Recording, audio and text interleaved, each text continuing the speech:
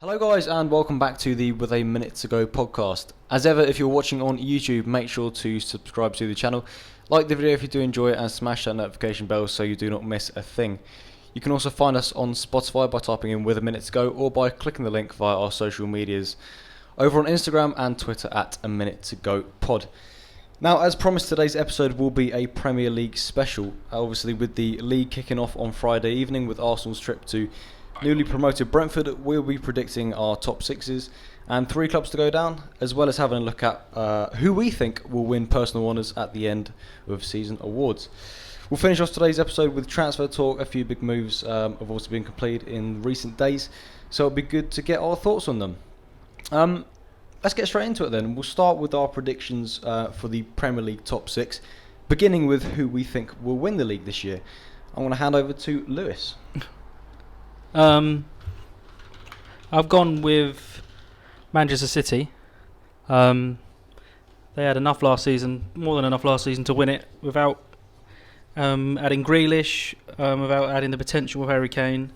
I think Chelsea will push them close. I think they'll be the closest, but I think Man City, they just know how to win the league. Pep knows how to do it. He's won it 3 times now with City. They've just got everything apart from that striker. If they sign Kane, then it's a walk in the park for them. I think they'll just stroll the league, but that has still not happened yet. So we don't know what's going to happen with that. But yeah, I'm going to go with City. As I said, I think Chelsea will push them close because they are looking good. But yeah, I'm going to go with City. Yep, Matt. I think Chelsea are going to win this year. I generally do. I looked to the second half of last season. Under Thomas Tuchel, they obviously got to the FA Cup final, then lost that game, but won the Champions League, beat Man City I think 3 times. They strengthened the squad today massively, bringing in Lukaku. I think he's going to be fantastic for them, and what they need. That was probably their thing. Didn't score enough goals last year. We talk about Timo Verna and the joke that he kept missing chances or not taking chances. So I think they've got fantastic all-round squad. They got some great players. I look at their team last night, the quality they had, and I think that if someone's gonna be up there and take Man City, I think it's going to be them. I think Man City do need a centre forward. Am I convinced Harry Kane is going to be a Man City player? No, not at all. I think Man City were a little bit lucky last year. The way that not only they started, but everyone else started. No one really went at it from the get-go, and it took Man City quite a while to get going. And I think that won't be the case this year. I think teams will come out firing from the get-go, and anyone who has a slow start will be in trouble. All right, granted, Man City did go on that fantastic winning run. But I'm not sure that's going to be the case this year. So, as much as it pains me to say, I'm kind of excited to see what happens at Chelsea. The quality they've got in that forward line with Kai Havertz, who, he's had his year of getting used to the Premier League. Ziyech, who scored last night and then went off injured, I think. Pulisic still. Was it Verna? Is he going to come good there? Bringing in Lukaku in, who was the missing piece. You go back through the midfield, and Mason Mount, who had an exceptional season last year. Jorginho, who win every trophy at the minute, going. Their quality through the team. They added Mendy last year, who was a big one for them. So I think, and they're solid at the back, and I think they have strength in depth. I think Thiago Silva was our new sub last night in the game. That proves what they've got, and so it's going to be a good title race. I think it could be Chelsea's this year. Okay. Obviously, you mentioned about the fact Man City don't have a striker. If they were to sign someone like Kane or someone similar to that, would that sway your thinking? Yes, I think that obviously adding a player like that to your side would be massive. I just got this little hunch for Chelsea this year. Yeah, nice, fair enough. But I'm going to disagree. I'm going to go with Lewis, Man City, and purely because we say it every week, they're the best squad, and the squad depth is remarkable really. If they do add Harry Kane, then they'll run away with it. But I think they'll win it as it is. Obviously, Chelsea strengthening with Lukaku. I think other sign was that confirmed today. I think it was. So that's massive. I think that's going to help them out, and it's going to be a close one. But I do still go with Man City to win it. Yeah, the thing with Chelsea, their back line last year under Tuchel, it did well, but they're quite old. Thiago Silva, Azpilicueta, and Rudiger all in their 30s. Obviously, Thiago Silva's a lot older than the other two, I think, but not always a bad thing. Experience. No, it's not. Whether they can last 38 games, Zuma and Christensen aren't as good. I think they can fill in, do a job. They're not bad. They do have depth. I don't think you're going to have 4 world-class centre-backs. No. You're going to have 2 that are your and he tried outstanding James. candidates. Yeah, James at right centre-back as well times last season, towards the end. I don't know. I just think it depends with City, their hunger, and if they want to win it again, or if they're going to focus on the Champions League when they come up short last year. I think between City and Chelsea, the actual matches between the two, I think Chelsea probably, as we showed last season, have got the edge. But it's not just about beating each other; it's about beating the rest. And I think City will nick it. Yeah, I think we saw in that Amazon Prime documentary Pep's hunger to win things. Doesn't matter what it is, Carabao Cup, Champions League, Premier League. So I think he'll be desperate to retain the Premier League this year. So it's going to be a good one, I reckon. Matt, fair enough though with Chelsea. I've got them in second. We'll come to them in a minute. But yeah, for me, it's got to be Man City. Move on then to the Champions League places. So we've got 3 other teams to make up that top 4. I'll start off. Obviously, Chelsea in second. That could be a close one for Man City there. Man United in third. I think they've added strength to their squad over the summer. Liverpool in fourth. That's going to be a tight one. I'll explain a little bit more onto that when we get onto the Europa League places with Liverpool, because I'm not sure how they're going to do. It depends how Van Dyke and Konate do earlier on the season, I reckon. But yeah, Lewis. I'm exactly the same. Chelsea second, United third, and Liverpool fourth. You're right, Liverpool's the one, obviously because I put them fourth, I'm at least thinking of going to finish in, but I think they might scrape in. United, they've got to be pushing for the title this year, and they might push some of the way. They're not going to win it, as we've just gone through, but with them 2 signings, Varane and Sancho, they've got to be pushing. They have to be. They have to be challenging going into the closing weeks, even if it looks unrealistic and they need other teams. They just need to be going for it. They can't be out of it by February, March, because it's not good enough. And Solskjaer, unless he wins something else, will be gone. You think? Yeah. They ain't got long. They've got to be challenging. It's been too long. It's like 8 years now since they won the league. It's ridiculous. That's like saying in 8 years since Real Madrid or Barcelona won the league in La Liga. It's not. It doesn't happen. But the Liverpool one is interesting. I don't think they've added enough. I think Gomez is fit as well as Van Dijk. Okay. So it's interesting to see who he starts the season with at the back. Yeah. Whether he goes chucking both of them back in or one of them in Konate. But yeah, I'll go with that top 4, the same as you. Yeah. Well, the reason why I did highlight those 2 defenders in particular is because obviously last year attacking wasn't really a huge problem. Obviously they added Jota last summer and he was excellent before he got injured. The defence was obviously that troubled area. They need Mane and Salah to be back on form. They weren't as... I mean, Salah was good. Yeah. But Mane wasn't. No. And Firmino was just Firmino. But if Mane was good, then it would have covered for how average, I guess, Firmino was, goals-wise. Yep. But because Mane had a bad season, everyone then looks at... Oh, Firmino also wasn't very good. With his goal tally. So yeah, I think it's not just defence. They need Mane back. Well, I do think if Liverpool want to push back up there, then they've got to get a better striker than Firmino. Simple as that. We say it's standard, but really for a club that won the league just last year and want to be challenging again, not really good enough for me. His goal tally and his whole game and goal contributions. So that's why I got him at 4th. Matt, we'll come to you next on your second, third and fourth. Yeah, so my top 4 is the same as you guys, just obviously with Chelsea and Man City swapping places. So Right, Chelsea first, City second, United third, and Liverpool fourth. And you just echo what you've both said. Chelsea and Man City are the best two sides and best two squads for me. Man United have done some good business. It'd be interesting to see how Varane settles in. He should do fine, but he's 28. He's a serial winner and internationally and with his club, so shouldn't be any issues there. It'd be interesting to see what formation they play, whether they go with a 4 or whether they go with a 3. I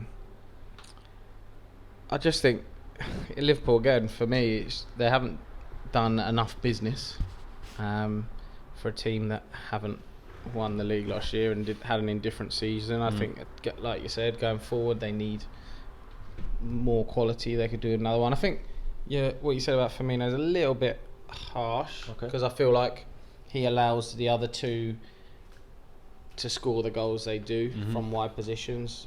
Quite a selfless role. But again, I'm also going to say that they could probably do with having another centre forward who's going to chip in with goals. Like I said, Salah was brilliant again last year and went under the radar a little bit because Liverpool were poor, but still, smashed in a lot of goals. Mane wasn't as good, and I'll be excited to see Jota because he started the season really well last year and then obviously was injured. So it'd be interesting to see what he does. But they've added as a centre back, and there's question marks, like Lou said, whether he will play or not. So look, they might bring someone in between now and the end of the window. Still it time. baffles me so much as to why clubs wait till after the season has started to do their business. They've had a long time to identify players and do deals. Whether they think they're going to get a bargain, but I don't think you are in this transfer window. So I think they are probably the 4 strongest teams.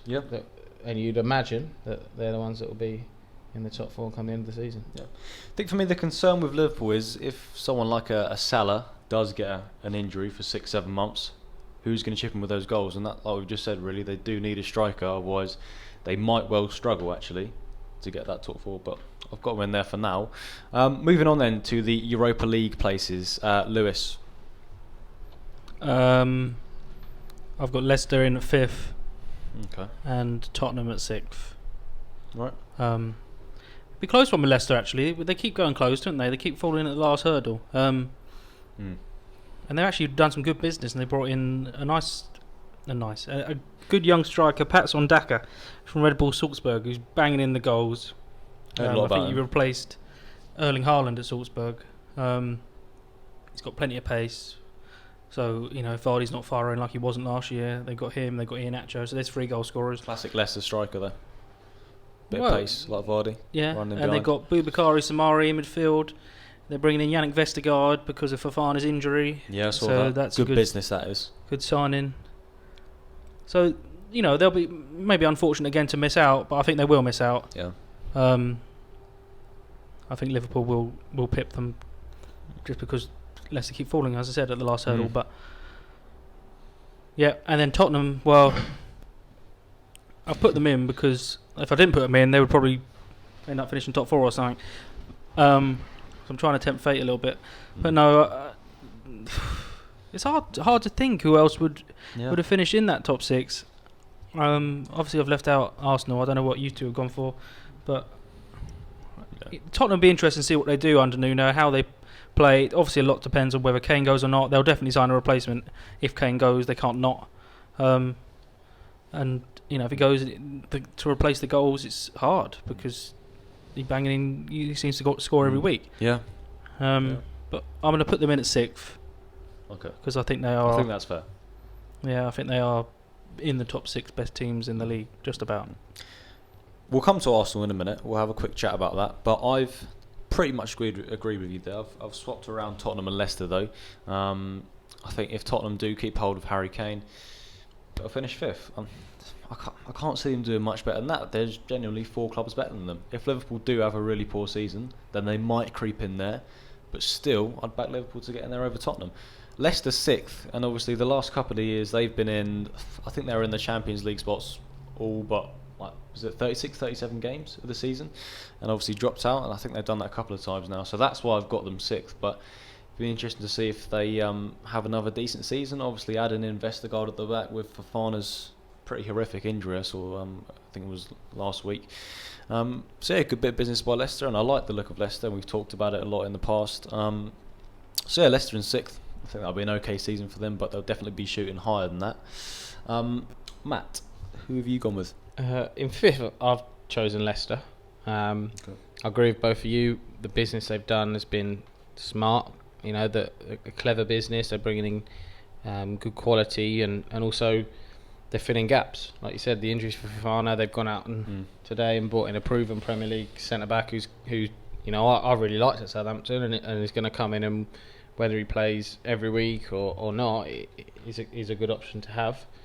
It'd be interesting though, because I think last year a lot of Leicester fans were obviously disappointed that they didn't make the Champions League, but also at the same time they had the FA Cup win, which was obviously massive for the club, the first time. Yep. So it sort of not masked over it, but you know, it gave them something to celebrate.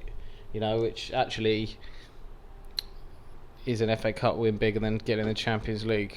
You know, quite possibly, but that's another debate. Financially? No. But Leicester have never won the FA Cup. Yeah, no, it's true. You know, so massive for them as a club. But at the same time, last 2 years they should have been in the Champions League. You know, they're investing well. They've got fantastic owners who invest in the club. They got a good manager who is, you know, very sought after. I think by a number of clubs would love to have him as their manager, but they just haven't got over the line. And I think there is going to be a little bit more pressure on Leicester this year. You know, even after they won the league, there wasn't real the pressure of them being a big club or should be up and around it. And I think every season that goes by, that pressure will increase because they're achieving. You know, people saying they're overachieving. Now, if you look at their squad, are they really overachieving now? Or have they got the quality that they should be up there? And they should be competing for, you know, maybe not first and second, but maybe third or fourth. So, yeah, interesting to see how their season go. And I've gone with my heart over my head, and I've put Arsenal in 6. It gives us something to talk about, doesn't it? It does, yeah. I'm hoping that Harry Kane will go to Man City, and I'm hoping that Arsenal are going to do some business in the next couple of weeks. Yeah. I hope you're right. And if they can, then they have a chance, I guess. As good a chance as anyone. I don't really think outside the top 5, if you include Leicester in that, there isn't much. Yeah, there's no one who's an outstanding candidate to be that 6th. Yeah. You could probably put Villa in there. Maybe Everton with Benitez, but I'm not sure about that. I don't think No, they've made some questionable signings. So yeah, look, I mean, I think that is probably the spot that's up for grabs the most. I wouldn't be surprised if the 5 that we've already spoken about were going to take up the top 5, and that 6th spot could be Arsenal's, possibly, could be Spurs's, could be Aston Villa's, because they've done some really good business. You know, and that's the frustrating thing for me. Talking about Arsenal is you look at clubs like Villa, like Leicester, who go and do their business early. All right, Villa have had a scenario where they've lost, you know, their best player, but they've been, you know, handsome. They got a lot of money for him, but they've gone and been decisive with what they wanted to do. They haven't messed around. They've identified players they want. You know, they haven't paid over the odds for any of them, I don't think. You know, and they've brought in some quality. So, be interesting how they do, because, you know, they were flying. Yep. They could be another candidate to be up and around those spots. I think Leicester is an interesting one, because if you went back to 2014-15, sort of May 2015, and said to Nigel Pearson that by 2021 they'd have an FA Cup and a Premier League, he'd have laughed in your face. So the fact that they're now, it's seen that they're overachieving, but they're expecting more, just shows how far they've come in that 6 years. So, you know, full credit to them. Obviously, you've put Arsenal in the 6th position. Lewis, you haven't. Where would you put them? Would you put them in 7th, or would it be lower than that? I didn't think about that low. It's possible. I only thought about the top 6. That's what you asked. I don't think they've got a squad that is better than 8th currently. No, But they haven't. I'm hoping, like I said, The squad is the same as last year. The second half of the season was better. I was thinking about it today. The second half of the season was obviously better because we were near the relegation zone come Christmas. And we finished 8th. So we must have finished the season well. It doesn't feel like it. But statistically, we must have finished the season well. We won 5 on the spin, I think, in the league. Yeah. To finish up. Okay, well, we had nothing to play for, really. Yeah, that's a good point. I don't know. I don't think it's not been enough improvement to get above 7th or 8th. One of the 2 spots, I think, it'll have to be. Well, I say it'll have to be. I don't think 7th or 8th is good enough for Arteta to keep his job, but it can't be any lower than that, can it? I mean, interesting comments. I may have misread, but I'm sure I saw that he said today that he was happy with his squad. Now, He's gonna have to. That say might be a manager being totally honest, but I kind of feel like there's no one that's happy with his squad. No one involved with Arsenal that is actually happy with the squad. I don't think the window has gone how he expected it to go. Honestly, I think they've gone after players ones that A, they can't get, and B, they've gone after players who are going to cost them more money than they're worth. And we see it in the Ramsdale thing where it's on off, and now they've finally seen some sense and realised that 30 million for a goalkeeper that's not going to play and without being, I think he's not the best goalie. If you're going to spend 30 million on a goalie, there's a lot more you can get. The transfer business has just been incredibly questionable for the last couple of years, maybe a little bit, maybe longer than that. Spending the money in certain areas of the team, and it leads pressure to the manager. Whether he's making these signings or not. Yep. Interesting. I know, Arsenal playing Brentford tomorrow night. I know Thomas Frank has no say in any signings at all, and he's basically given players go and coach them. That system works for them. At the minute it does, but this is a big step for them. Yeah, but I think with Arsenal, I don't think that's the case. I wouldn't have thought so. I wouldn't. I think I'd hope not. Once Eddie's back from his holiday, then maybe we'll bring some players in. Yeah, no. Arsenal, you're right. They haven't done enough business, and the only business they've done really, Nuno Tavares, Lokonga. They spent 100 million. Yeah. Well, they would have spent. Ben White for 50 million. I'm pleased with Ben White for 50 million. I think he'll be a good addition, and he's the sort of player that Arteta would want. Decent with the ball at his feet. With that sort of, if he's going to continue with pass out from the back, which I hope he doesn't, but he will. Business hasn't been enough. I would have had him at 8th. 7th, I'm not sure who would have at 7th, to be honest. But you're right, they're the 8th best squad in the league at the moment. And unless I see any improvement in someone like an Aubameyang or Lacazette starts firing, which he hasn't in the last 2 or 3 years really properly, can't see us any higher than that, unfortunately. So yeah, move on then to the relegation places. Obviously 3 teams to go down. Lewis, do you want to kick us off with your teams? Right. I think there's one that might be in all 3 of ours. Okay. Which is Norwich. Yeah, I think everyone else got that. Yeah. I just feel like it's almost a guarantee that they're going to go back down. I don't know if that's a bit harsh or not. It just seems like it. It just seems maybe they accept it as well. I think I told you about it before with Jake Humphrey. They'd rather put the money into the team in the academy and the youth rather than spending it on transfers. Though they have spent 10 million today, have they not? Yeah, I know, but it's such an interesting £10 million nothing in these days, things, though, isn't it? You'd think they want to keep that Premier League status. They'd be desperate to keep it. Yeah, maybe. I don't know if they'll ever. But spending the money doesn't guarantee that, does it? No, it doesn't, and that's what they'll say. Well, so we're going to not spend it and give ourselves. And I don't know. Saw Fulham 3 years ago, 18-19, spent loads of money to relegate straight away. Yeah, well there we go. So, the other 2, we've got Watford to go straight back down. For similar reasons, they'll probably sack their manager in a couple of weeks, because that's what they do. And the other team I've got is Southampton. right. I think good shout. by Matt's face, I've done the same for as him. With Southampton, they've lost Danny Ings, they've lost Vestergaard. Will Prowse is also linked with moves. 3 big players there. If you lose all 3, that's your 3 best players. If you have to ask, Hasenhüttl said today that he needs to be replaced. Vestergaard does. Ings, I think they brought in Brozier from Chelsea, the young guy we saw score against Woking a couple of weeks ago. Adam Armstrong as well. Adam Armstrong, yeah. He's unproven at this level. And they didn't have a good second half of last season. After starting off really well, and he was there in the top half and pushing towards European places. The second half of the season, they've collapsed.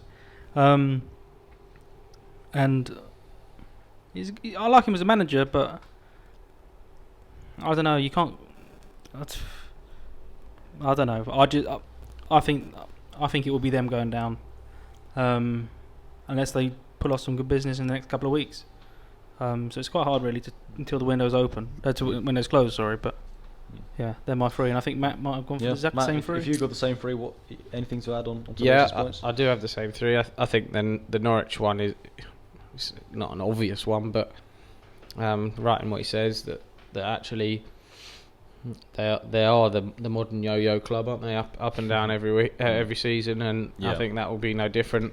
They get promoted and they've sold their best player, so that sort of shows where they are at as a club. And I know there's other players linked with moves away as well. So Watford, I think they've got their squad's a very good Championship squad. I know they kept hold of quite a few of their players from their Premier League and obviously bounced straight back up, but I just don't think there's enough depth there to get enough points to stay up. I think their best player, Sarr, I think, is linked with a few clubs as well. Or definitely linked with Liverpool.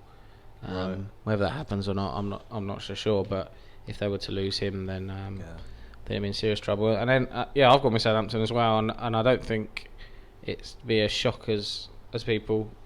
I think because they are losing their best players almost on a weekly basis. They're resigned to letting them go, and the Danny Ings situation was obviously a contract issue, and they managed to get, I think, 25 million for him, which with a year to go isn't bad for any player. Obviously Vestergaard, who's an integral part of their team, is now going to Leicester.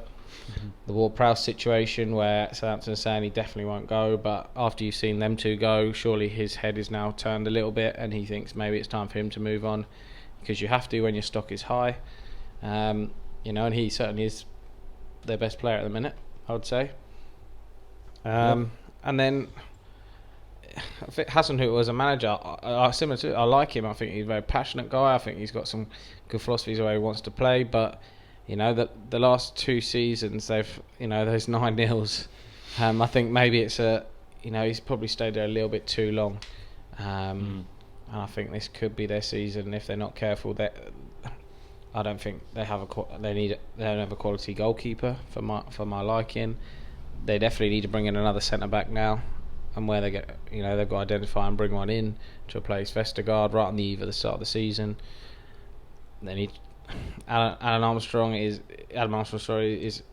unproven at this level. Done well at Blackburn, but he wasn't the best striker in the Championship last year. Theo Walcott's still playing. So that says everything, doesn't it? You need to know. So look, I think it could well be them. I would not be surprised if they were dragged into a relegation battle this year, and also because looking at some of the other teams, they've strengthened well, and I think they're going to have a lot more than Southampton.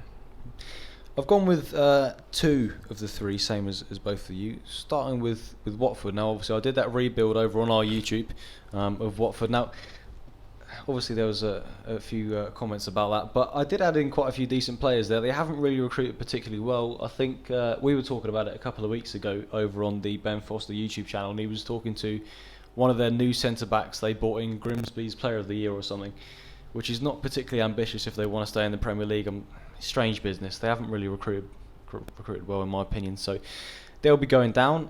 Norwich, I think you've both covered that very well.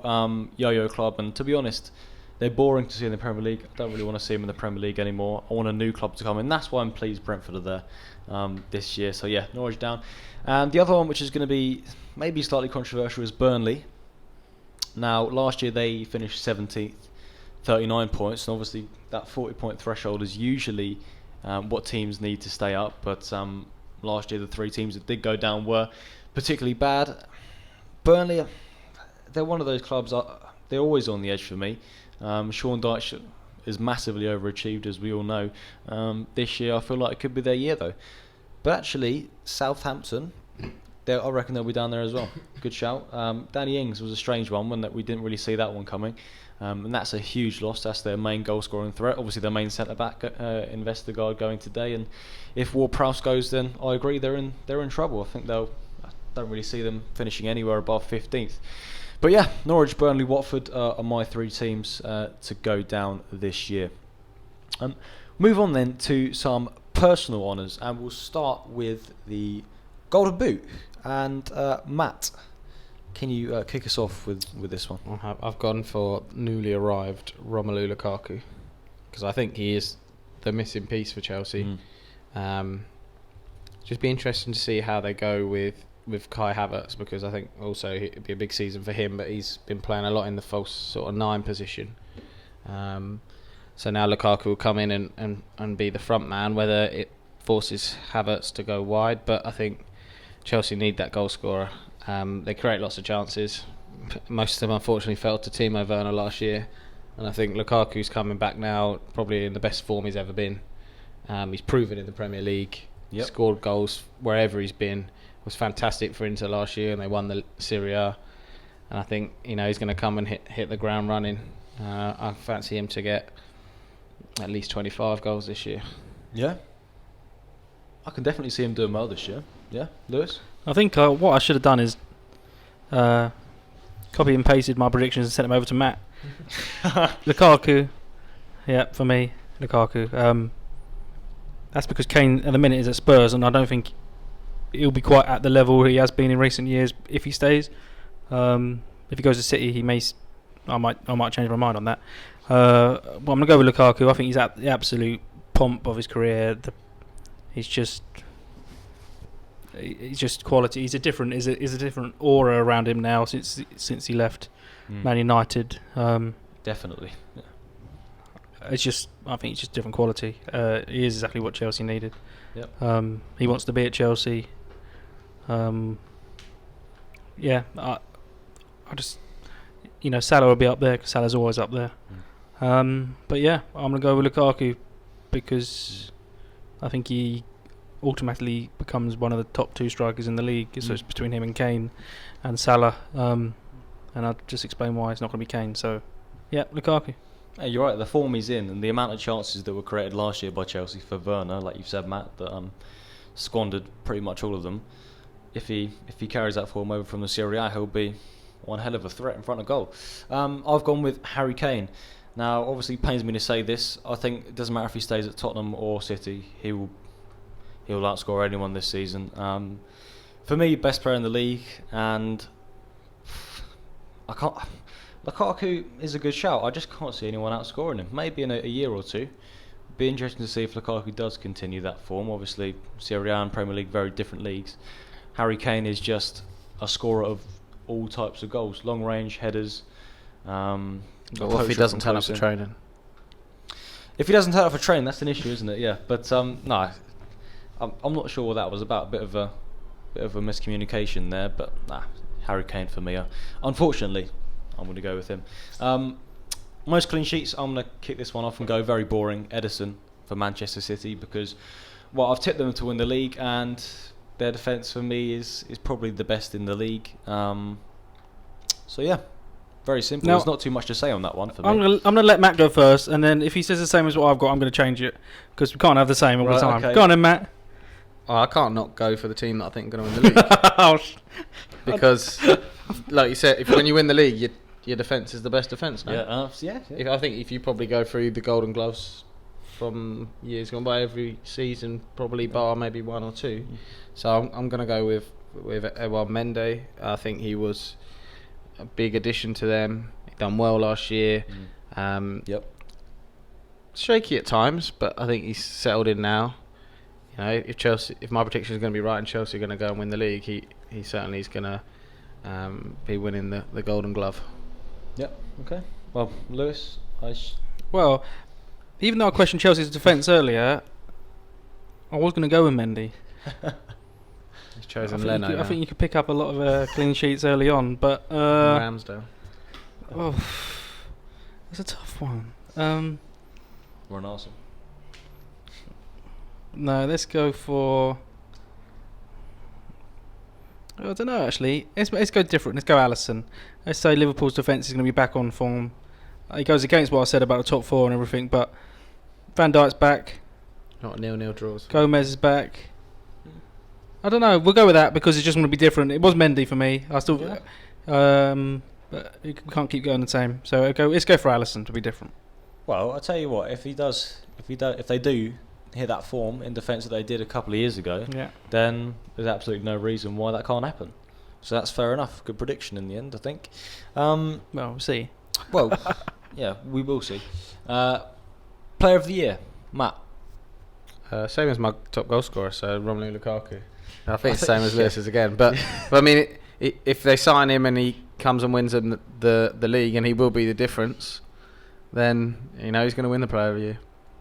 I'm going with Lukaku. I've got to go with Lukaku. I wrote about it today, so I can't not choose him. He'll win the Golden Boot. He'll win that. Chelsea won't win the league, but you don't have to win the league to win the Player of the Year. When Liverpool won the league, De Bruyne was the PFA Player of the Year, so you don't have to have won the league. City, was it not Van Dijk? Well, it was De Bruyne, and Henderson won Football Writers. Yeah, De Bruyne has won the last 2 years, so he probably won't. He can't win it again, surely. 3 in a row. I think last year was a bit. I don't know how he won it last year. I don't think he was the standout player. No. Easy pick. Though. Other than him, there isn't really an individual at City who stands out for me who could be it. Obviously, there's Diaz. He had a good season last year. Kane this year. Well, as I said, he's not there. If he was there, then I'd probably go with him for both. But let's go Lukaku. I think I've said about him earlier, so yeah, Lukaku for me. Well, same reasoning as you. Unfortunately, I've got to go with Harry Kane again. You love Harry Kane, don't you? He wins all your awards. Golden Boot for the Euros. I'm sure you predicted him. Yeah, well, he's if he gets the Golden Boot and he gets 30 plus goals a year, you can't really overlook someone that does that. So that's why I've gone with him, plain and simple, really. And the last award is going to be Young Player of the Year. I'll go first on this one, Bukayo Saka. I think Arsenal are going to struggle this year, but I don't think it really affected Smith Rowe or Saka last year. So he's going to be the standout performer for me this year. And if we get a penalty, he won't take it. Yeah, the less said about that, the better. Yeah. Let me go first now. Go on, then. We haven't got the same. I'll tell you that. No. I've gone for Jadon Sancho. He just fits in the category with the new rules. 21. I think United need him to start well and have a good season. I was thinking about the young players earlier, and I was trying to wrap my brains over who else. But I've gone with him. He's had 2 great seasons at Dortmund. Well, 1.5. Start of last season wasn't great, but he's got exactly what United need, coming from the right, goals and assists. If he reaches double figures of both, I think he'd probably be nailed on for the award if he does do that. That's a tough ask, but yeah, I'm gonna go with Sancho, and Matt hasn't gone for the same, thankfully. I haven't, no. Okay. I've gone for Ferran Torres. It was a little bit of a left field one because probably people will say, is he going to play that much? I was thinking, how old is he? 21, really? yeah. Okay. But that's the thing, he is still very young. We saw glimpses of his quality last year in games coming in off the right hand side. I think it's a game we watched here whilst doing a pod against Newcastle. Hat-trick, where he scored. We scored a hat trick. Be interesting to see how much game time he actually gets, but I think if he does get a run in the team, then I think he's someone that's probably gone under the radar a little bit. Obviously, the sign of Jack Grealish and the emergence of Phil Foden over the last sort of 12-18 months might sort of scupper game time, but I think he can play false 9. Yeah, Man City looking to possibly, certainly looking to move on Bernardo Silva. I think there's talks about maybe whether one of Mahrez and Sterling may possibly go as well. I think he's very well thought after at Man City, and if he can get himself in the team, and no doubt when Pep rotates quite often, it'd be a big season for him. Yeah, okay, I can see that happening. Ferran Torres, like you said, very good hat-trick at Newcastle last year, and if they don't sign a striker, I can see him playing slightly more central on occasions, and that's more chance to score goals at the end of the day. Good nomination.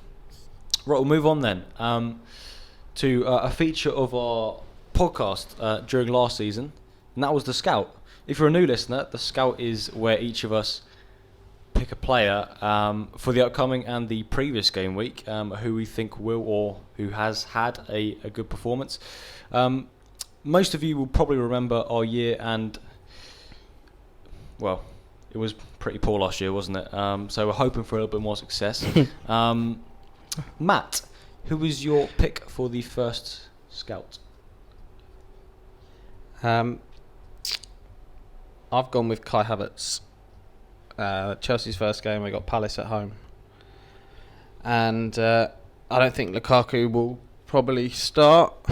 I think he's only just come across, so whether he starts, he may or may not. If he doesn't, then I'm sure Kai Havertz will start in that sort of false nine position like he did last night against Villarreal, and I'm picking him for a big season this year.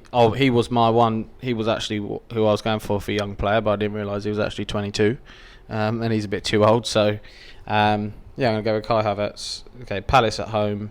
Be interesting. Patrick Vieira's first game. I think they haven't done too bad business, to be fair, Palace, over the summer. But I fully expect Chelsea to beat them, get off to a good start, and I think wouldn't be surprised if he popped up with a goal and or an assist. Okay, I am going to go with Ivan Toney. Brentford's first game with full capacity, obviously in their new stadium, so that'll be absolutely buzzing. And the main man from last year, top goal scorer in the Championship, he'll be bang up for it. And we all know Arsenal's defence. It could well be 2 or 3-0 to Brentford. I genuinely believe that. So that's why I've gone with Ivan Toney. I think I'm not coming around to watch. I'm not coming around to watch if he's going to be there. Lewis, who have you gone with? I've gone with another Chelsea player, another German player, and that is Timo Verna. He needs to start the season well because otherwise he'll be out of the team. Their formation they play with their two attacking midfielders inverted, I guess. Yeah. Obviously, Matt mentioned earlier about Havertz and where he may play when Lukaku plays. Obviously, if Lukaku doesn't start, Havertz probably will be the false nine. But when Lukaku does start, where could Havertz play? He'll be one of them two inverted attacking midfielders.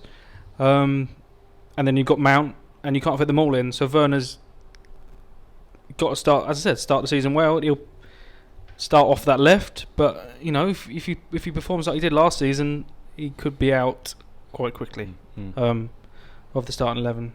I mean, I don't.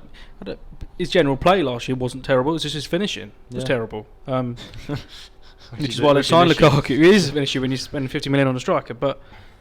So yeah, he needs to start well. I think he could against Palace. As I said, I think they've done a little bit of good business with Vieira, and I hope he obviously does well because he could manage us in the future at some point. Yep. But yeah, we'll go with Timo Verna, I think. Yeah. Well, I think he doesn't really have a choice. He's got to hit the ground running. Otherwise, it is dependent on Lukaku's form, but if Lukaku gets a couple of early goals, maybe in the first couple of weeks, and Werner misses a few chances, the pressure will mount. Obviously, fans back in. For me, that does make a difference when fans start getting on players' backs. I could see him at the team. So, yeah, I think you're spot on. He's got to start well against Crystal Palace. A nice fixture, I think, to start with. So, every possibility that he could fire and score a goal or two. Right, moving on then to our next section, which is transfers. Obviously, transfer talk we've done the last few weeks, and we will do up until the window closes. First one we're going to talk about is, it's one we've already talked about quite a bit today, and it's Romelu Lukaku to Chelsea. Yeah, it's me rubbish. I don't think they should have signed him. That confirmed today. There's not too much more to say on it apart from what a signing. Yeah, club record deal, 97.5 million. Yeah. Quality, as I said, he's at the absolute peak of his powers at the minute. He looks, in the best condition he's ever been in. Pace and power and finishing. What I think Chelsea thought they were signing back in 2011, he's become now, and he's scored over 100 Premier League goals. I think across the three teams. How many teams he played for in the Premier League? Probably 4 overall, but he didn't actually score any for Chelsea. West Brom, Everton and United over 100 Premier League goals, so Yeah. he knows how to score in this league. So it's not, he's coming from Italy, but he's already been here for 6, 7, whatever it was years that he'd had before. So there's no problems. He'll have no problems, transforming into this league. Bags of goals at Chelsea. It's a no-brainer, really. There was the talk of, who else they could buy, but he's just at his best at the minute, and he's a striker that people fear now. He's one of the top strikers in the world. That's just Belgium with the Euros. It was a shock if he didn't score. He's got that good now that if he doesn't score, you're like, oh, why has he not scored today? Yeah. That kind of thing. He's that good. He's like It's that Kane. feeling. He's like Kane. He's not. I don't think he's good as an all-round player as Kane, but as a goal scorer, he's right up there. I think when you get that feeling with a striker, that just shows how good they are. Obviously, he's only just signed today, so you'd assume his first training session would be tomorrow. Can you see him starting Saturday? Personally, I'm going to say no. Probably not start. Probably come off the bench. Definitely come off the bench if they need him, but yeah, they might as well start with Havertz for the first game and see how it goes. But don't know. He might have. He's been training with Inter Milan. He played a couple of friendlies, I think, before. There was a friendly the other day he pulled out of for Inter on Sunday. Okay. Lukaku for Inter. But before that, not pulled out injury-wise, pulled out because of the transfer. Right. Okay. His fitness levels might be good. Didn't stay that long at the Euros, did they? Belgium, not as long as the semi-final, but not as long as some of the England guys. So I don't know. He could start. See. Yeah, I think he should be good to go. Matt, I won't come to you on that one. I'm going to come to you on the next transfer, which is, I think the biggest bit of football news maybe in the past 10 years in terms of transfers. Lionel Messi to PSG. What's your thoughts on that one? I think it was the only place he could go. The money is absolutely extraordinary, isn't it? The weekly wage, obviously there was no transfer fee, and the whole Barcelona situation it is sad, really. And I feel for Messi because as much as he said last summer he wanted to leave, he was desperate to stay this summer. And it's crazy that they've got themselves into this situation, and I feel like actually, I wouldn't say it's karma, but for years they spent and obviously overspent and were paying ridiculous money and to players and bringing in the superstars, and obviously they had the success that went with it. Especially the time under Guardiola and the MSN front three.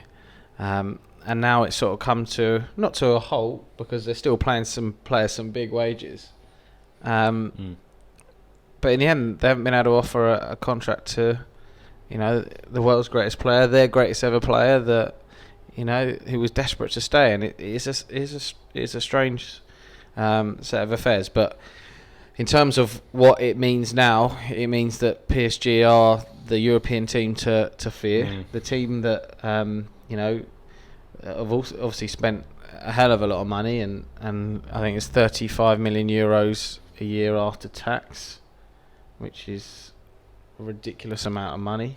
A million euros a week. Wow. Yeah. But they want to achieve Champions League win, and you look at the squad and the business they've done this summer, not just Lionel Messi. You'd have to say, on paper, they are going to be the favourites to win it now. He wants to win the Champions League again. He hasn't won it for a little while yet, since, has he? He obviously had his success with the national team in the summer. I'm not so fussed in terms of the league stuff because it's going to be a walk in the park for him, let's be honest. That league. It's a shame that he wasn't able to be tempted to the Premier League, although I'm not sure any club were really that interested in bringing him in. There's talk in previous years of Man City. There was talk, small talk about whether Abramovich gonna put in a bid to bring him to Chelsea, but I don't think he was ever interested in the Premier League really. And like I said, the Champions League will be great now. It's going to be a hell of a competition with them, because you always look at PSG and think they've got fantastic players, but I'm not sure they're ever going to get themselves over the line. And now with this, I know obviously what I said with some other signings as well, but with his signing, you really think they've got a massive chance now. Well, Donnarumma, Hakimi, Wijnaldum, Messi, Sergio Ramos. Business has just been absolutely 4 of them are free incredible. transfers. Yeah, oh, exactly. Ridiculous. Lewis, would it be a failure if they didn't win the Champions League? The thing is, not always the best team wins the Champions League on paper. Look, Chelsea won it, and they sacked their manager in January because they weren't doing good enough, and they went and won the Champions League. It doesn't, last season Man City were the best team on paper and they didn't win it, and they were terrible in the final. All about turning up on the big occasion, and you've got a player, Messi, who not always done it in the knockout stages of the Champions League. He's not like a Ronaldo, who scored, I think, 40 Champions League knockout goals or something like that, which is ridiculous. It's a tough one. Like Ramos he's not young. He's like mid-30s, 35, 36. Wijnaldum's a good player, but he's not a world beater off a midfielder. No. Hakimi's good. Donnarumma's class, but I don't know if he'll actually play much. No. It sounds stupid. I don't know. If Navas is gonna. It's a strange one. That one. 2 great goalies they got there. You think about the players they brought in. Wijnaldum won it in 2019 with Liverpool. Obviously, Ramos has won it many times. Messi has won it. Yeah, well, wealth of experience. When you say it like that, that's fair. I can't dispute that. There are serial Champions League winners in that squad. Just they're getting old. Some of them. Wijnaldum is 30, 31. Not that he's past it in any way. I'm just saying they're not flush with youth. That squad. Yeah, that's fair. There's still a tiny chance Mbappe could leave before the end of the window. No, I very much doubt it. It's just whether PSG want to get any money for him, because he's got only less than a year left on his contract, and letting a player like that go for free would be madness, really. But I don't know. Will it be a failure if they don't win it? It's probably their best chance. If Mbappe's only got one season left, to have them free, it's probably their best chance they're going to have of winning it.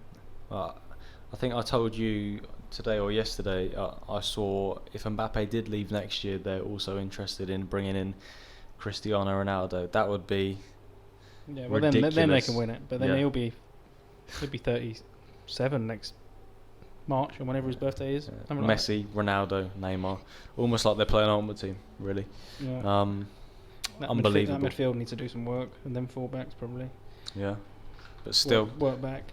That attack could win it on their own, just outscoring teams. Potentially, but they often say the best defences win tournaments. Look at Chelsea; they weren't the best team going forward. Well, they had Verna up front. Well, exactly. So there we go. Yep. No, that's fair. Okay. Last thing we'll talk about is the whole Arsenal goalkeeping situation. Obviously, Ramsdale, the talks have broken down, I do believe, today. Who else is on the cards? Onana, his name's getting thrown around a little bit still. Can't see that happening anymore. No, he can't play till November anyway. And Arsenal can't go throughout the whole of August, September and October without a backup goalie, just because Onana is cheap. I'd have him and sign a backup and then get rid of Leno. But I can't see all them happening. So, no. Sam Johnson I'd have from West Brom. Love Johnson. Will be cheaper than Ramsdale, who, Sheffield United wanted 30 million for him. Johnson would probably be a third of the price, if not half of the price, but could be worth it. But does he want to come and sit on the bench? I'd have him. You know how much I love Johnson. I'd have him in my England squad. I'd have him starting over Leno. Leno makes me worried for tomorrow, genuinely. Yeah, but then how good is he at playing out from the back like Arteta wants? I don't know. I haven't seen that. I don't think they did that much under Allardyce at West Brom last season. So I'm not sure. As long as he doesn't get sent off coming out of the box against Wolves. There's Neto from Barcelona, who's linked, 32-year-old. More of a backup, really, isn't it? Yeah, well, that's what we need, a backup. Are we not looking for a first choice over Leno? No? No, we're not, no. And I think Ramsdale was going to be that, amazingly. We were going to spend 30 million on a backup. Well, we weren't. That's why we didn't spend 30 million. Which begs the question, why didn't we just keep Matt Ryan? Because he wanted to go to Real Sociedad and have more chance of first-team football. So Okay, that was that. Yeah. I would have had Ryan. Thought he was good last year. 100%. Didn't make a mistake. Yeah. For me, the games he didn't play too much. The games he did nothing wrong. No. He was probably better than Leno. Well, Leno had his worst season at Arsenal last season, and it didn't help when after Martinez is gone. Martinez is still talking about how he left Arsenal. He did it again. Another interview today. How many interviews has he done about it? He just shut up, didn't he? Boring now. Like he's playing for Villa, mate. You're playing for Villa. You finished 12th last season. All right, you got lots of fancy points, but that was it. That's all you won. So. He was superb. It still winds me up a little bit because I watched a video of Arsenal today. I don't think it was a game where they drew 5-5 with Liverpool and we lost on penalties. He was poor, he was wasn't he? horrendous. Oh my God, he threw 3 of them in again, and that was only in the last 2019. October yeah. 2019. Yeah. You know, so he did well for Arsenal. He done really well for Villa last year, although Villa didn't have a decent keeper the season before, so anything that they brought in was an upgrade. Arsenal moved on. You know, I've seen so many people go on, oh well, they let him go for 20 million and they're going to buy Ramsdale for 30 million. Well, they haven't bought Ramsdale for 30 million, first of all, and everything's relative. He had a year left on his deal. He wanted to go. He'd been an Arsenal player for so long. There was a little bit of loyalty for Arsenal saying, yeah, you know, thanks for all you've done. We're going to let you go now, and that was the deal done. Is he worth 20 million now? Probably not. Probably worth more because of what he did with Villa last season. But he's well gone. You know, Arsenal made the decision. Well, I think Arteta's decision was that he couldn't guarantee either goalkeeper the number 1 spot, and he wanted that guarantee, so he decided he wanted to go. I don't think Arsenal had much option there, you know, but him to go. So, yeah, I think he needs to move on. He's done fantastic at Villa, and he obviously won the Copa America in the summer. But Arsenal need to. It's the most worrying thing for me at the minute, actually, is that they haven't got a backup goalkeeper, because watching the Spurs game at the weekend, Leno got whacked. I know you two didn't watch it. By Son, wasn't it? We did. He got whacked by Son, and although he was fine to carry on, and there was that half a second in your mind, you're thinking, if he can't carry on here and he's out for a while, we're in big trouble. Because I was worried about actually who was going to come on in a pre-season friendly, let alone in the first league game at Brentford tomorrow night. Yeah. So I think we left ourselves in a massive situation because no one knows what's going to happen tomorrow night or next weekend at home to Chelsea. You know, we've got big games now. We've got to hit the ground running, and we've left it to chance because you know, nothing against Alex Ranison, he's just not good enough. No. He's just not good enough, and apart from that, we've got 2 academy boys, and one of them had they're still very young. One of them had some shaky times in pre-season friendlies, and they're not ready, and they shouldn't be playing. So Arsenal really need to address that situation. They need to get a senior number 2 in. I've got not massive issues with Burnley. I think he's good enough, but also probably he is a goalkeeper of the 8th best team in the league. Yep. You know, he's done more good for Arsenal than bad, but he's certainly had his moments. So I think they need to look for a number 2. Spurs did some great business bringing in what's his name? Is it Golini from Italy, because I think he's experienced. He's done really well in Serie A, and you know he will provide proper competition for Lloris. Arsenal don't even need to find someone who will really provide that competition, but they just need steady goalie. Yeah, steady backup that can come and play 5, 10, however many games needed if called upon. And at the minute they certainly don't have that. No. I'll tell you who I would have had. Gazzaniga from Fulham. If he fancied a little bit of number 2 at Arsenal. Well, I think at Tottenham, he's better than Renarson by miles. Yeah, I'm not sure about that. I think but you can't. You know, Spurs decided I really liked him at Spurs. Yeah. I thought he was better than Lloris when he played. Genuinely, I did. Yeah, I'm not sure if he was long term going to be better than Lloris, but look, there's options out there. There certainly is. Sam Johnson is obviously the one that jumps off the page because he's available, and he'd be a lot cheaper than Ramsdale. Problem is he's 28. Not a problem for me, but maybe a problem for him wanting to play. He's playing probably the best football he's played. Does he want to come to Arsenal? Possibly. Does he want to come to Arsenal and not play? Though he could come with the promise that in a year's time he could be the number 1, because he's a year younger than Leno. He's in the last year of his contract at West Brom. Leno's only got 2 years left, so next summer there'll probably be a decision to be made. Johnson could be the number one. He could even break in this season if Leno has a bad run. That might be his only chance of playing at a top 8 Premier League club. But, I mean, I don't. Obviously, at the minute, up until now, Arsenal haven't been interested in him. Well, they have. There've been murmurings, but they'd rather go after. They'd rather take all summer going after Ramsdale and then not actually pay what Sheffield United want for him. Which he's not worth 30 million. But if Sheffield United said at the start they wanted 30 million, then you're never going to pay it. What's the point? Yeah, should have moved on ages ago. But that's Arsenal, isn't it?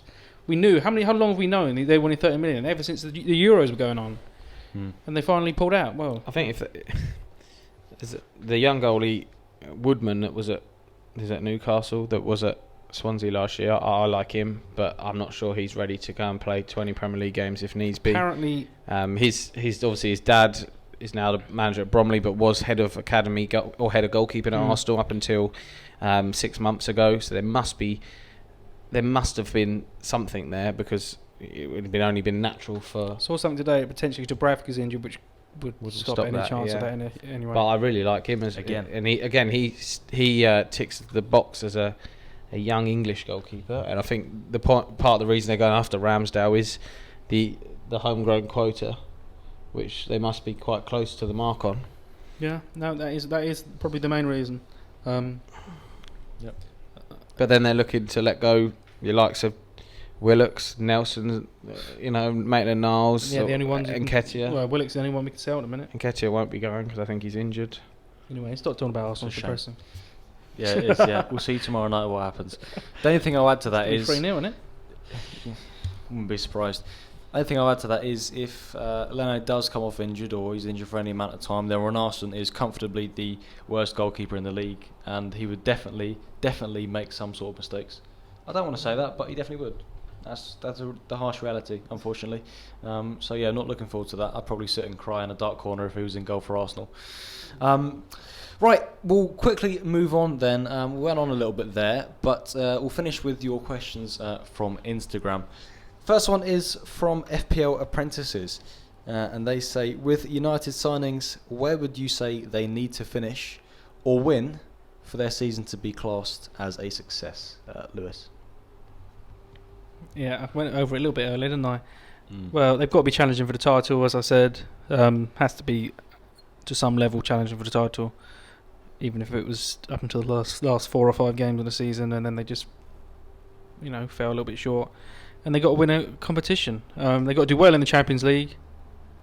They got to get knockout stages, Champions League, and they've probably got to win a cup, even though the cups, they obviously mean a lot to fans. But just to get the monkey off the back for Solskjaer to win something, United haven't won a trophy for 4 years. It'll be nearly 5 years by the time the next Carabao Cup final, wherever it is. Top 4 in a trophy, successful year. Well, yeah, I guess so. But I think a title push and a trophy will be a success, not an actual title win. Agree? Yeah, I think so. I think, the business they've done over the summer, the slight pressure on Solskjaer because he hasn't won anything. Obviously, the Europa League was a big chance last year, but I think nailed on they have to be obviously in the Champions League. They'll be looking to go as far as they can.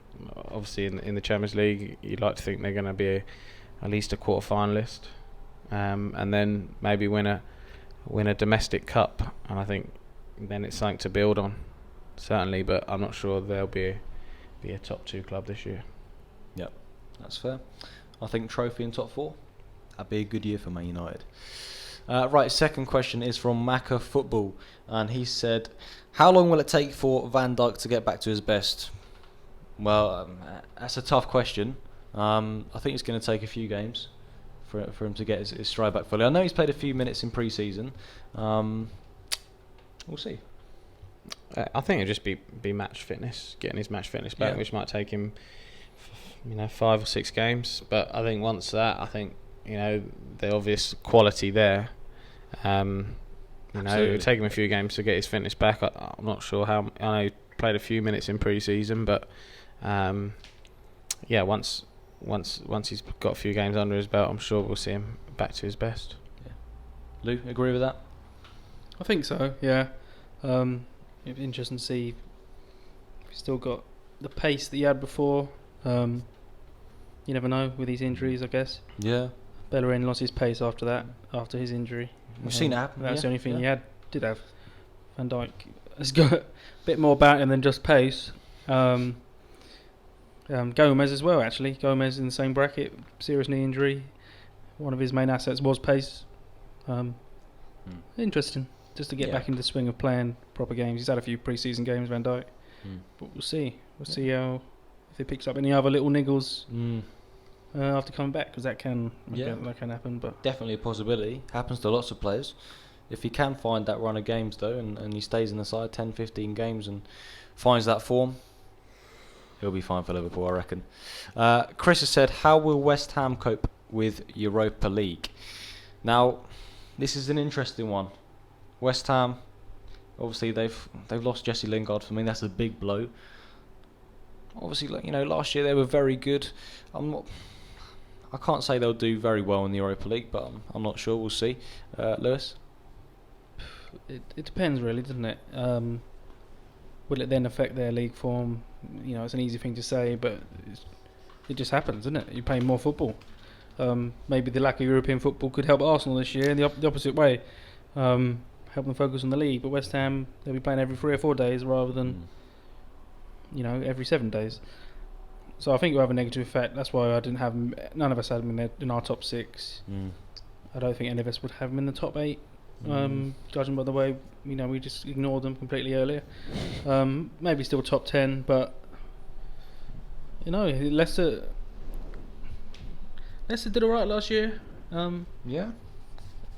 You always look at them type of teams that aren't your traditional top 4 and 5, how they cope with European football when they're not used to European football. Leicester have had it a bit more regularly than West Ham, obviously, but it'd be interesting to see. Moyes has done a great job there to get them in that place, and they were pushing at some point for the top 4 last year. That was never going to happen, but for a while, it's where the goals. It's the goals. Can they get enough goals? I don't know. We'll see. It's interesting. I think they've got the quality in that squad, but it'd be interesting to see how the players do adapt to playing, like you said, more regularly. Areola in goal, fantastic signing. Obviously got players like Declan Rice's. Antonio, I would think, would be a threat. You've got players last year like Kufau at right back, Soucek, so they've got quality. So you never know. Yeah, it's going to massively stretch the squad. They've got quality, and they showed that last year, and they were a surprise for many, but were very deserving of their spot in the Europa League, and it'd be interesting because actually when you talk about Europa League, you talk about maybe a Spurs or an Arsenal, certainly the group stages, and they're not really a priority. They're not a first team or first 11 game. They're very much just squad players. Now I'm not sure West Ham will do that, and I think they'll be wanting to put their strongest team out in all the games in Europa League, which then even stretches your squad even more, especially when they haven't really got the luxuries. Maybe not. Well, I'm not saying the luxury of Arsenal, but Arsenal are able to, or have been in previous years with their Europa League, able to sort of change 9 or 10 players and still qualify from the groups quite comfortably. I'm not sure West Ham will have that. And I'm not sure they'll want to do that. I think they'll, and especially their fans, will first year in Europe for a while. They'll want to, give it a real go and make sure they qualify at the group. And their best chance is obviously by playing their strongest team. So we can certainly see that affecting their league form. And I hope we're playing them after a Europa League game, to be honest. It's a difference, though, isn't it? When you overachieve like West Ham, or to some extent Leicester or Wolves, to then play in Europe, you want to play your best team. But when your teams like Arsenal, who else recent years, Man United have gone into the Europa League. All right, Arsenal didn't even get the Europa League last year, but their main aim is Champions League. So when you get the Europa League, it's more of an underachievement. It's the opposite way. So as you said, you do play more of a second team. But yeah, you're right. So West Ham will be going all out to win all them games, you would have thought. And they haven't signed a striker yet. I just looked at it. I thought they hadn't. They need a striker. Antonio's good, but injury prone. They just need someone else to score But goals. he won't be able to deal with that amount of games. No chance. You never know. They might get Lingard late in. You don't know. It's still a couple of weeks Be left. good to see. I wouldn't be surprised if that happened. Yeah, it's one of the ones that could wait. He might be waiting to see what other opportunities come up. Lingard. Arsenal. That won't happen. I think they do need a striker, as I said, as well. But, yeah. Okay then. Next question. It's from Arjun. It's another Lukaku-based question, but it's a little bit more of a comparison. He said, "What do you think about Lukaku to Chelsea? Is it a better signing than Haaland would be?" I'd say no, on age basis and the fact that I think he's better than Lukaku. Simple as that. You agree with that, Lou? Well, definitely, obviously, age basis. I can't disagree with that. He's 7 years younger, or 6 years, or whatever it is. Yep. And he's probably could be a generational talent, whereas you wouldn't say that about Lukaku. But I don't think he'll ever end up in the Premier League now. I think he'll probably go to Real Madrid next summer. That's what they want to happen. Is he the better striker? Possibly, yeah, probably is. Probably is. Haaland, at the top four in the world, there's probably Kane and Lewandowski and Haaland and Lukaku. They're your top four, and then put in whatever order you want. But Lukaku would probably be number 4. So I don't think it's a better signing than Haaland, no. But different type of signing. Yeah. Yeah, for sure. Chelsea spent 97 million, and they could have spent 40-50 million more to try and get Haaland this summer, and they didn't feel, they wanted the finished product. He's tested in the Premier League, so that's what they've done, and they'll probably relinquish ever signing Haaland ever again because they won't need him next summer because they've got Lukaku. So that's it. Yeah, they got the finished article, and that's not saying Haaland isn't the finished article because his goals record is ridiculous. But I think Haaland's also, got his eyes set on a move to Real Madrid. I think that's his dream destination. So, I think Lukaku's, been very vocal in saying he was desperate to go back to Chelsea, and he's always been a Chelsea fan. Am I right in saying that? I was reading something briefly today. So heard that one before. Robbie Keane, I think. But yeah, look, I think I'll tell you in 12 months' time if it's a better signing than Haaland, because if he does what I think he's going to do, it's going to be a fantastic signing and well worth the 97 million. Yeah. Well, we've talked about how expensive Haaland would have been, sort of around 160, 170 million. Would have been certainly an investment for the next 7 or 8 years. But Lukaku's a good alternative. Couldn't really see Haaland happening, so yeah, we'll see how it goes. Right, that's about it then. We've come to the end of your questions for this week. Again, thank you very much for coming on, guys.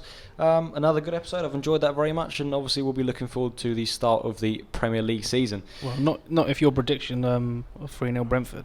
Well, I'm not looking forward to it that much. Well, we'll see. Friday the 13th. Let's hope it's an unlucky one for the Bees. Thank you very much for listening, and keep talking football.